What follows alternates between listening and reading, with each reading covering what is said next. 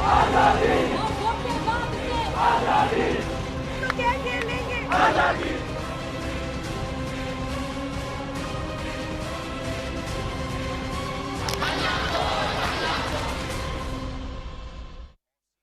Assalamu alaikum. You're watching Views and News, and I'm Faisal Rehman live from our Islamabad studios. Today we'll be talking about this CAA again, and as we all know that the protests, they've been going on in almost every city, every major city of India at the moment. Forget about the area of Assam or Bihar, but I'm talking about cities like Delhi, I'm talking about cities like Hyderabad, I'm talking about cities like Mumbai for that matter.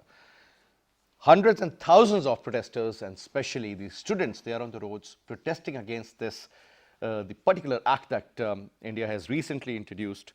They have been able to get it approved through through their Rajya Sabha, Lok Sabha, and interestingly, 311 versus 80, and then when it went to the Rajya Sabha, again 125 versus 105. So it was approved. But still, a lot of protests are going on, primarily since the Muslims, they have been once again marginalized in this particular act. You talk about the Indian economy, that's also slowing down. Their stock markets are not performing that well the way they used to. Hindutva mindset is at its peak at the moment as we speak. And a lot of people still used to believe that India is a secular state or was a secular state. Now their own people, their own journalists, their own political workers, they are saying that India is no more a secular state.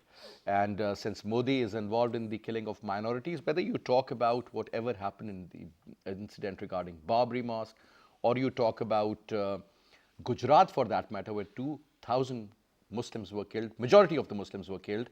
And who was Modi's right-hand man when he was the chief minister there? None other than Amit Shah, who's currently the home minister. And at the same time, the opposition parties, including Sonia Gandhi and all the major leaders, they have all opposed this CAA. And now talking about the Kashmir, where it's the 140th day of consecutive curfew. Life is under siege. Acute shortage of food, drinking water, medicine, medical facilities, you name it, and the scarcity prevails there. Now, a lot has been happening, and we'll be definitely talking about that, but let me also tell you about another very interesting story, and that is regarding Jharkhand. The election took place there, and Modi's BJP was rejected by the coalition of a couple of parties, where the Congress is also along with a couple of other parties, and they eventually ended up taking this particular area and talking about the 81 overall seats, more than around 40, 45 so far have been declared in favor of the opposition parties. That's called Jharkhand Mukti Morcha.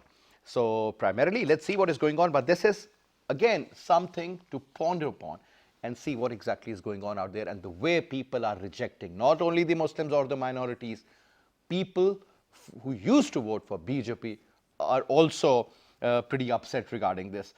Talking about the tweets, now there are a couple of tweets, let me quickly go through that. First of all, let me go through the tweet of none other than the DGI's PR, Major Asif Ghafoor. He says, Chief of Army Staff visited LOC, CMH Muzaffarabad.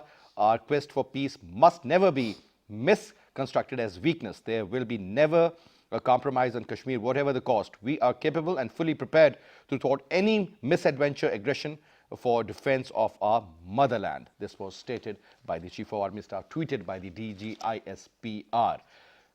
Now, again, a couple of statements from Imran Khan Sahib, as we all know, that talking about the misadventure, and then he also said that India should not do that because they are going to get a very befitting response from Pakistan, and then things can definitely escalate. So India should consider that in mind. To talk about this, we have with us in our studio on my right is the Lieutenant General retired Raza Muhammad Khan Sahib. He's a senior analyst. General Sahib has been the former co-commander and also the former head of the National Defence University. Thank you very much, General Sahib. And we have with us Jamil Ahmed Khan Sahib, Stara Imtiaz. He's a former ambassador and a senior diplomat. Thank you very much, Jamil Sahib, for taking your time out. And we'll also be talking to Michael Kugelman. He's the Deputy Director, Asia Program, and he's based currently in the United States of America. And we'll be also talking to him and taking his point of view regarding this ongoing situation in India. But Jalsa, first of all, sir, let's start off from this tweet of the DGISPR because that is also very important. A lot of people believe not only the mainstream decision makers in the Pakistani cabinet, sir, or for that matter, the Prime Minister, that India might divert the attention of the people of India by doing some sort of a misadventure inside India. And there are reports that they have accumulated a lot of army, a lot of ammunition, a lot of artillery, even tanks, and they've been able to sort of, have certain areas marked through which they can penetrate inside the Pakistani area. So let's start off from there. Okay, Bismillah Rahman Rahim.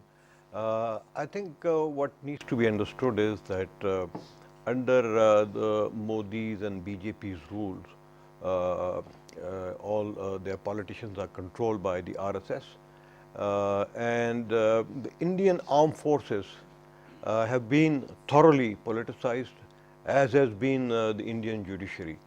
And I would not hesitate to call, the Indian Defence Forces as the Modi's Defence Forces.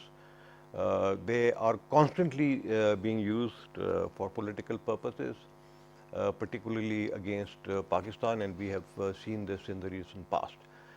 They are constantly being used to divert attentions from all the internal problems of India as one of their default modes, the second being putting the blame of everything that happens or does not happen in India, particularly in Kashmir, on Pakistan. Straight away Pakistan is blamed. That's part of their policy. So right now India is in the middle of a lot of trouble created by their own politicians, whether it is in Kashmir or the rest of India, and it is very convenient for them to divert the attention first of their own people and then the rest of the world from their own follies in India, and secondly from the nose diving of their economy, which is at the lowest ebb since the last 6 years or so. And also, in addition to that, they have been undertaking false flag operations in Kashmir and elsewhere, and that is quite likely that they may do this again. If you recall, I think it was about 7 days back that the Chinese had requested the United Nations Security Council to have a dialogue and a discussion on the situation in Kashmir once again, where the United Nations Military Observers Group in India and Pakistan were to go from here and directly brief the United Nations Security Council. I don't know what has happened to that and when is that program, but that was, I think, in my view, a very major news, because these are the people on ground who can see everything from Pakistan side.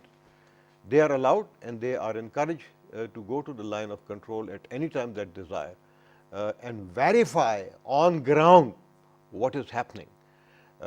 In the past, what the Indians have been doing is that they first, in connivance with their media, they spread some lies that either there are some terrorists across the line of control, or that Pakistan has, attacked some posts, and that they are undertaking their operations is defensive in nature, and they've been giving them, many names in the past. We are all aware of that. So that has been their pattern, and that is why I think the armed forces and also the government of Pakistan is quite apprehensive that they may resort to these kinds of false flag operations. But as was read in the tweet, and as has been the policy of the government of Pakistan, that Pakistan will utilize all means at its disposal to defend itself. Of great concern is the deployment of missiles there now in Kashmir as well, the BrahMos, surface-to-surface missiles, and some additional spike missiles, Israeli origin missiles. They've all been deployed there in Kashmir. So that is there. Even during the Kargil war, if you remember, sir. Yes. A lot of artillery and weapons were given to the Indians by the Israelis. By even the at that Israeli time. government, of course, yes. And also recall, you know, Were they Ambassador called Saab, buffer guns or something? Bofors. Bofors. That's the Bofors artillery Bofors, yeah. guns. You know, in the recent, I think it was last week, that in the 2+2 meetings with the Indian Defense Minister and their Foreign Minister, Mr. Pompeo, and the US Secretary of Defense, they have agreed now for the US companies, defense companies, to jointly produce a very large number of weapons and equipment in India. I don't know how does it go, but they have agreed to that, and I think that is eventually going to seriously disturb the balance of power here in the subcontinent, particularly in Kashmir, and it should be of great concern to Pakistan and also to all South Asian nations. All right. Jalsab, if you allow me, and Ambassador, we've been joined in by Michael Kugelman from USA. Let's take his comment regarding the current situation. Michael, hello and good evening. Hello to you. Good to be here with you. Yeah, good to have you on our show. Michael, once again, the situation in India, it's really getting from bad to worse. Hundreds of cities where we have received the report that the protests are going on. Hundreds and thousands of students, whether males or females, and all sorts of people from all along, I would say from various other religions else, even Hindus, they are protesting against the CAA. More than 25 people so far have been killed in this violence. Hundreds of them have been injured. Thousands of them have been arrested. Now, do you think India is in a position to control this? Because it seems that they will never, in fact, pull out of this CAA. And it seems that this ongoing situation has also resulted in BJP's election loss in Jharkhand. Your take, Michael?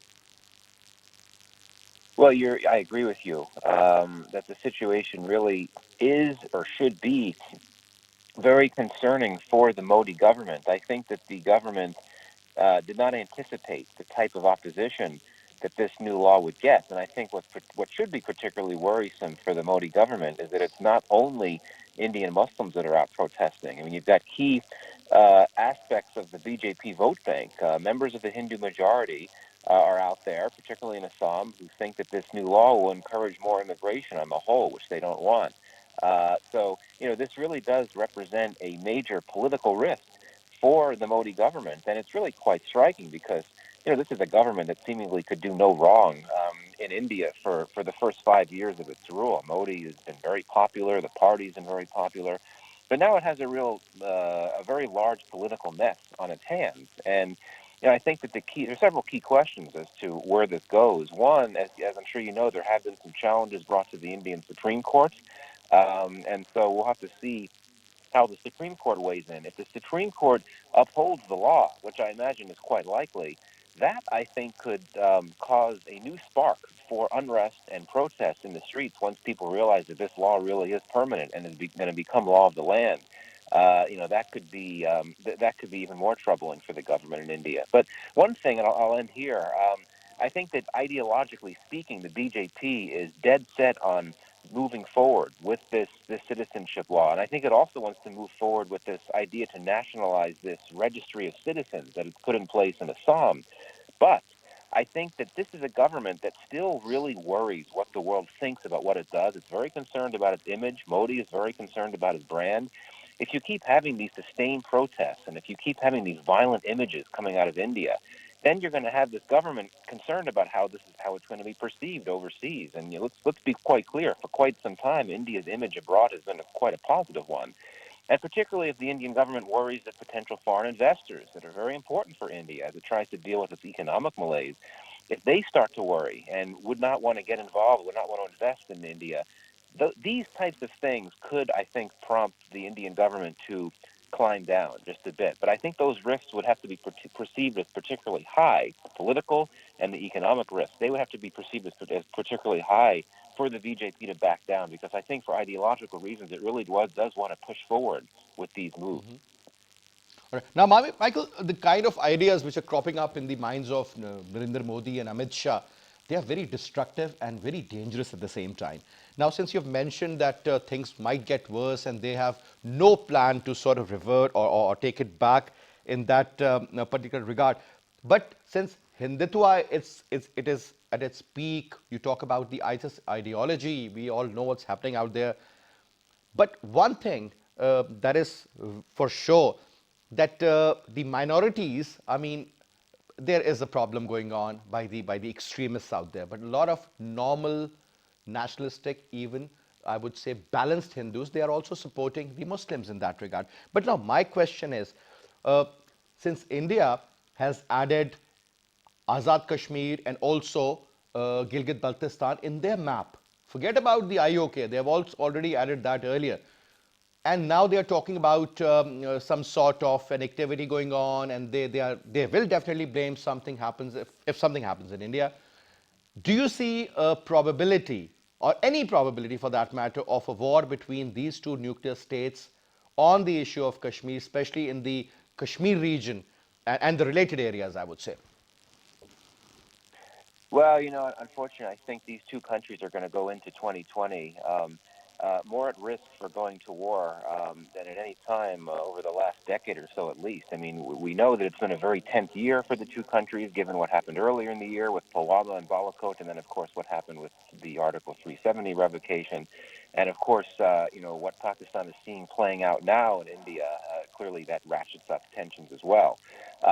And indeed, certainly I've been struck by how the frequency and the intensity with which we've heard very senior Indian officials threaten to, as they put it, reclaim Pakistan-administered Kashmir. So, and these are not new. I mean, we've heard these threats on a number of occasions, but given what's already happened, given the trend lines on the ground now in India, given these very bold and dramatic and controversial moves that the Indian government has made, I think we have to be particularly concerned about these threats. Now, that said, would India actually preemptively stage some sort of attack that could precipitate a conflict? Well, I think we'll have to hope that cooler minds prevail, keeping in mind that India faces to my mind, a very serious economic crisis now, in which we've had major slowdowns in all the key industries, manufacturing, telecom, and agriculture, so many other areas.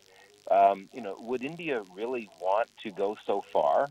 Would it want to push this ideological agenda so far that it would be willing to risk a complete economic meltdown in the country, which clearly would have major implications for the Modi government and its political future? So my bottom line here is that I fear that there is more of a chance of these two countries going to war next year than there has been for quite some time. But I would like to think that the economy will be a potential brake on any Indian intentions to cause some type of conflict through some type of preemptive strike. I hope that I'm right, but I hope that that's what comes to play. I certainly hope that we don't see another conflict, but unfortunately, it clearly is a very tense time. All right. Thank you, Michael. So the probability of a conflict cannot be ruled out, sir. And there is a high probability, and as earlier mentioned by General Saab, things are not that great.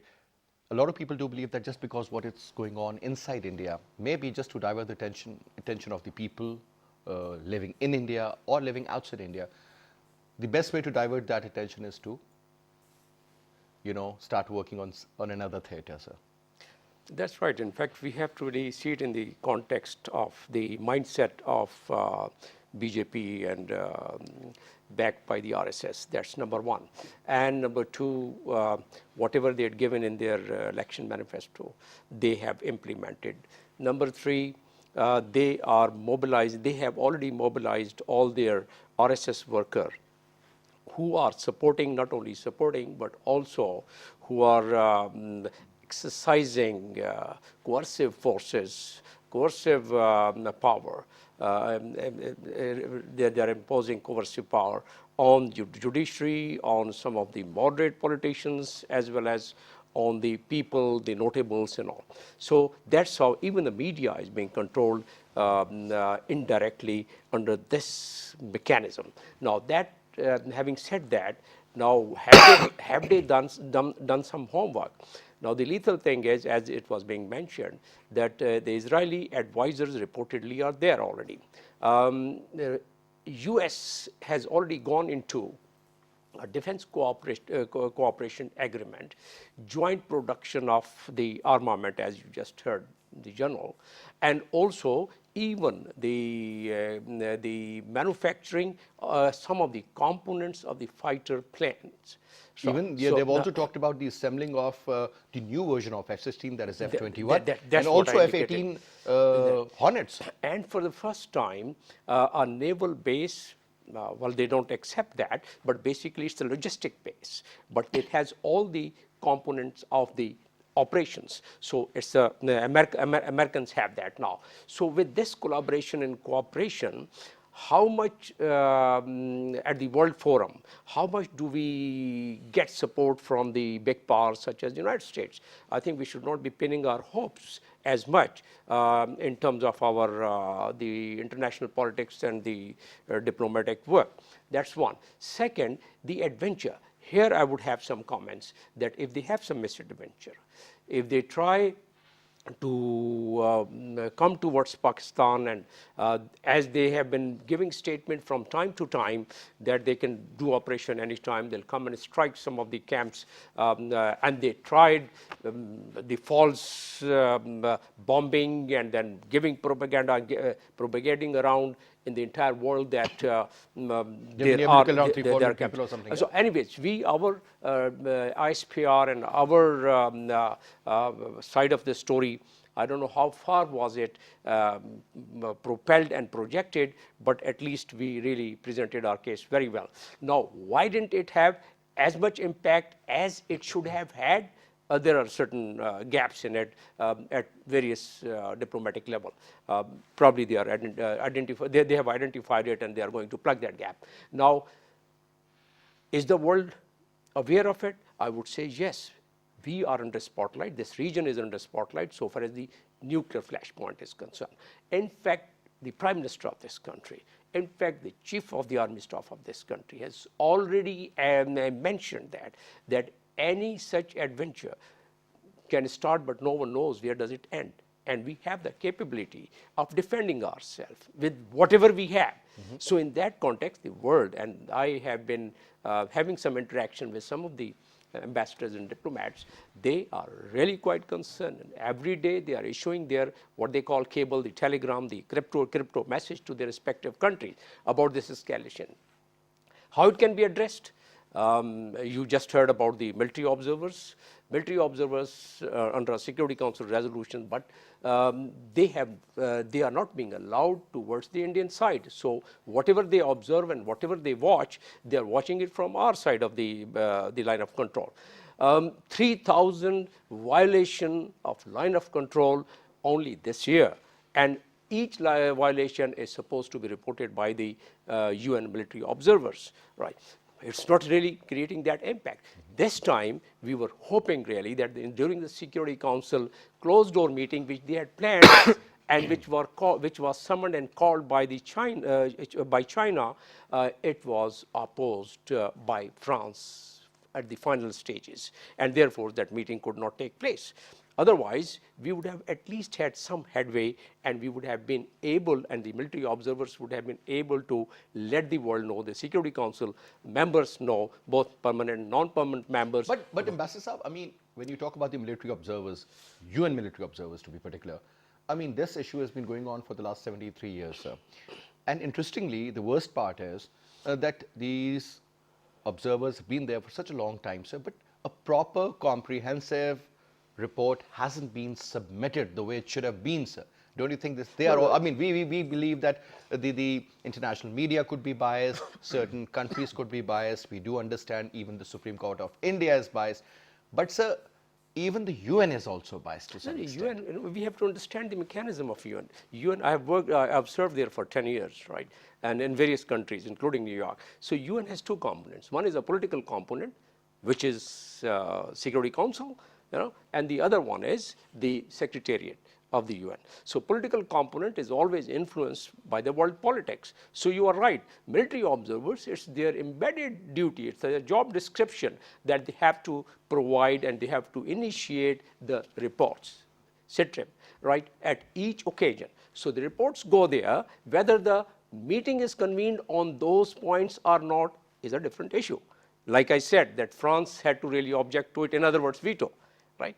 That this meeting should not take place. So knowing a little bit about the mechanism of reporting in United Nations, including UN military observers, so I would have no doubt that they have not been reporting in line with their duty. So the fundamental problem is that like 11 different Security Council resolution which is not being implemented because of the international world politics, these reports are also being not considered or being not But transformed do they into an hold agenda. some sort of value, sir? This particular report given by or submitted by the UN observer. Documented. It's not only that, but these observers are also, they belong to certain countries. So parallelly, right, not officially, but they keep their own chain of command in the loop. That's what's going on in this region. So your fundamental question was, are we moving towards some escalation? There are all the chances that they would create a situation, Indians could create a situation for us to respond to it. And that would be an escalation. So it's there that the world community, and particularly those who matter, they are the one, they would immediately jump into my analysis and my calculation. But the bigger problem is that if, and of course we are absolutely ready to give a equal response, if not higher response to them, if there is any incursion in in Pakistan. So having had that in mind, the world is absolutely watchful, and we are on the spotlight that would they get a chance to stop it immediately? That's another question, to what level it's escalated. So second is, what way can we propel our point of view? Well, I'll definitely come to that part, sir. But Jalsa, another important area, and that is about the CPAC and OBOR. Primarily, India and USA both have opposed. Now, when you look at the expansion plan of China as the world looks at it, obviously, sir, they are moving in almost every direction, and CPAC is one of the most important, way out for the Chinese towards Gwadar. Now, sir, just in case if there is a lot of tension going on between Pakistan and India, or maybe if there is some sort of a conflict that takes place at some stage, if, I'm just talking about the probability there, sir, do you think the CPAC issue, this is something which they would love to sabotage, sir? Yeah, the very brief answer to this is yes, they would want to do that. But I'll come to this a little later. But first, on the issue of the French role, in whatever is happening there, and I'm glad that I learned from the Ambassador Saab that it was the opposition by France that this discussion that we made a mention. We were very hopeful about that. What happened there at the Security Council. I think we need to take this very seriously, and I think the Foreign Office really need to protest to the government of France on this, and so should the Chinese. They should come out very clean on that. That is the Rafael deal, behind all this. That they are forgetting the human rights of 10 million people, and whatever is happening, in Kashmir. Look at what they did in the 2+2 meeting in the United States, where this Congresswoman Pramila Jayapal, they even refused to meet her just because she had formally asked the US Congress and Senate that they should put pressure on the Indian government to restore communications there and stop violating human rights. So look at that foreign policy and look at our foreign policy. So I think this needs to be noted by our foreign policy planners. And this is not the first time, that France is openly taking sides, in whatever is happening between India and Pakistan, openly.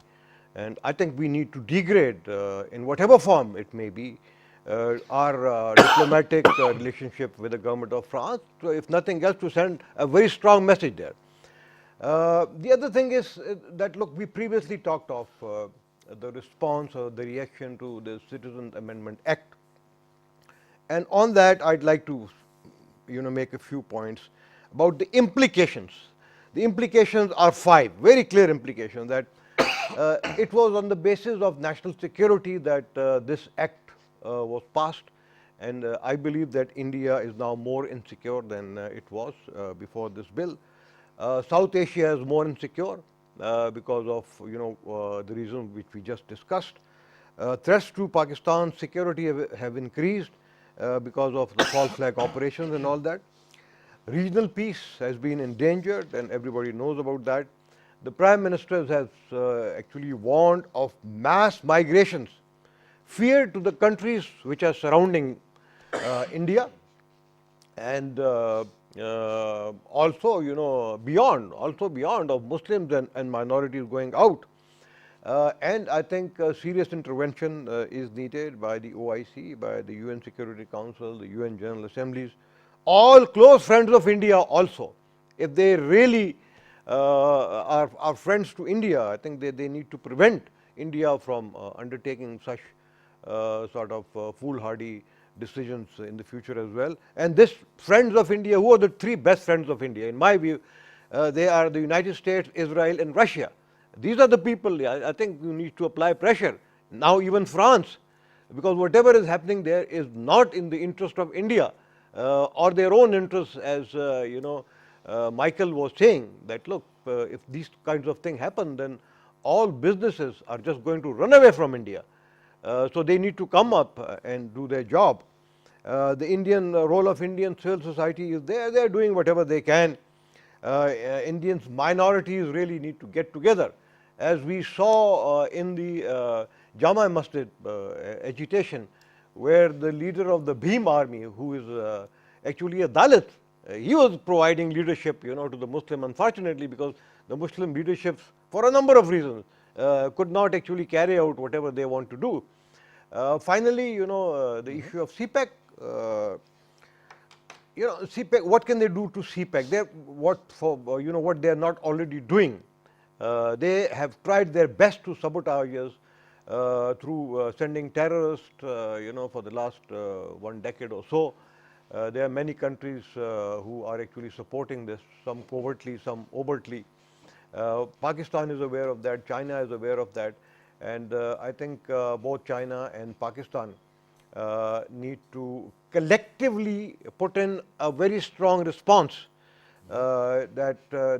which does not enable India to actually put the CPAC off the track. Remember, sir, the Chinese once said that any attack on Pakistan would be considered as an attack on China. How do you see that statement coming from I the Chinese? don't know if I don't know. I have not read that statement as yet, because the Chinese openly they rarely actually talk of such things. But Chinese are very close friends.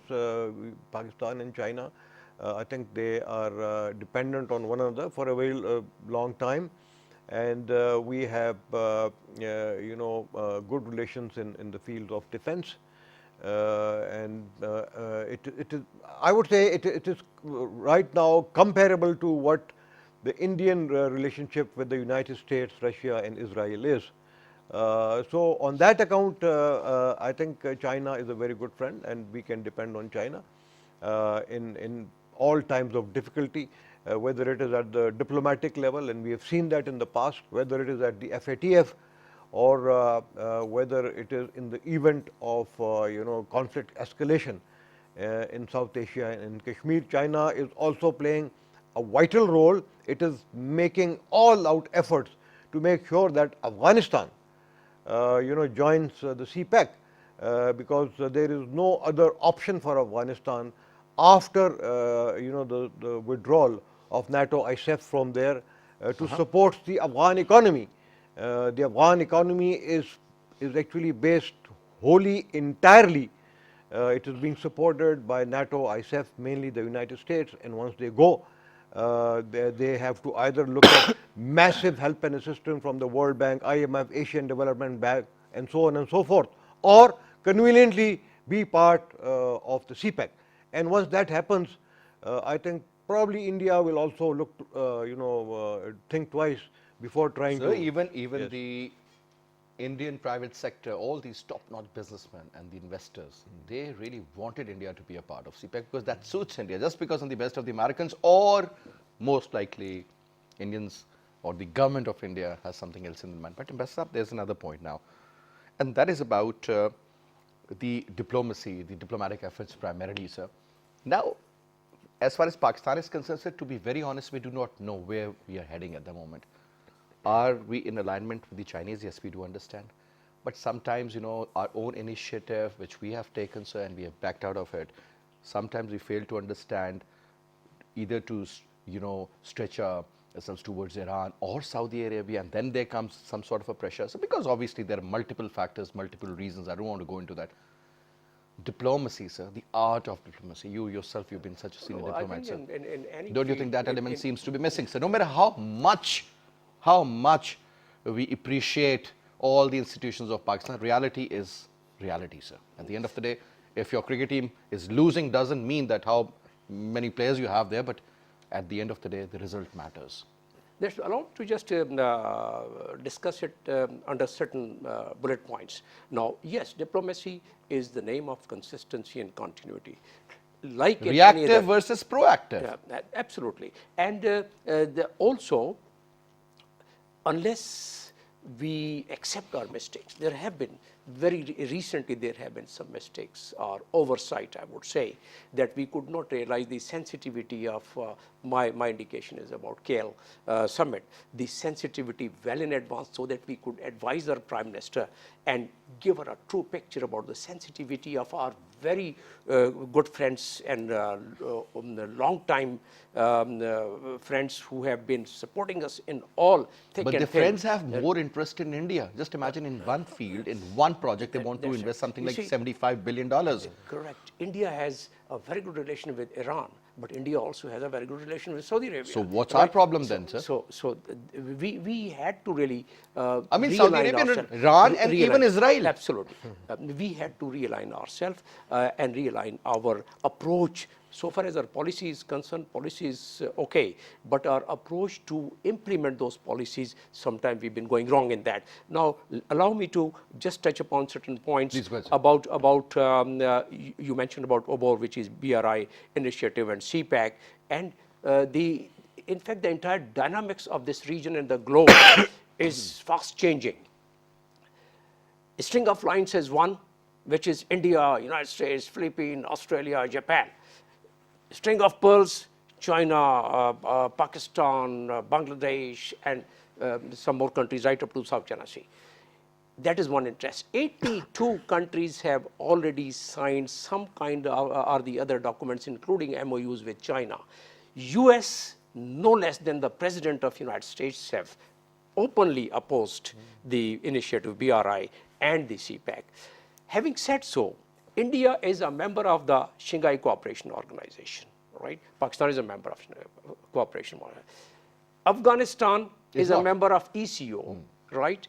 Iran is a member of ECO. Turkey is a member of ECO. So there are overlapping trade interests. That's why, as you mentioned, that the business people and the industrialists, business community of India, they really want that they should somehow have their piece of the cake and then this entire project. Now, why they don't want that? Because of the CPAC, the Chinese strategic interest in Pakistan has enhanced manifold now, right? So India feels that it would go against him so far the strategy is concerned. And India was now being made as a watchdog of this entire Indian Ocean, which their dominance. Do they have the capacity to do so, sir? They are building, and in fact, the United States is really. That's Because why there's no other country, Gujarat based. primarily, sir, in my opinion, I guess, other than Pakistan, which can actually put a challenge to the Indians in the Indian Ocean. Absolutely. That's why India is making all its efforts consistently and continuously to try and oppose our initiatives in many respects, and in certain respect malign us. 2+2 meeting was just referred by the journal, and likewise they've been continuously mentioning about Pakistan and the line of control violation. They fire it because there is always some cross-border problems. So that is to be fought on two fronts. One is, of course, the military front is absolutely being taken care of. The political and diplomatic front, we need to really enhance our strength more.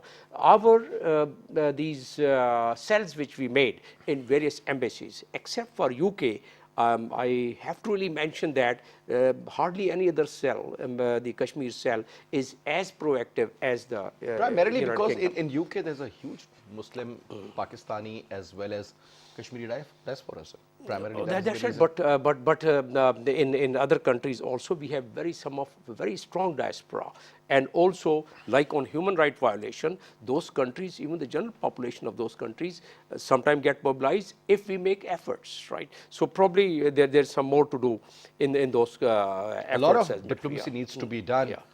in Belgium also, and now they have sent a very good gentleman, Saeed Yes, as an indeed. ambassador to Belgium, and I think things absolutely. would be definitely different. And now, Jalsab, since I've just been told that we have got just 2 more minutes, but it's a quick comment on the strategy, because we're not talking about the long-term strategy, just to sort of look after the situation, let's say 2-3 months from now, sir, as far as the winters are concerned, because normally we have seen that Indian aggression really multiplies during the month of October, November, December and January, sir. My view is that, this is really not a campaigning season in Kashmir because of the snowfall and all that. If anything occurs, it will be at the sub-tactical or at best a tactical level. I think the Pakistan Armed Forces are quite prepared for that. But having said that,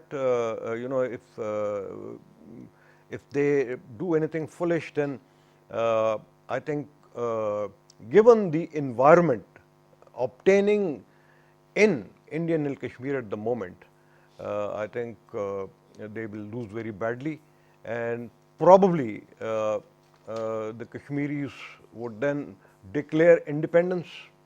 There will be open rebellion, and even if the entire Indian Modi's army, I will not call it Indian army, it's Modi's army, even if the entire Modi's army is sent to Kashmir, they will not be able to control it.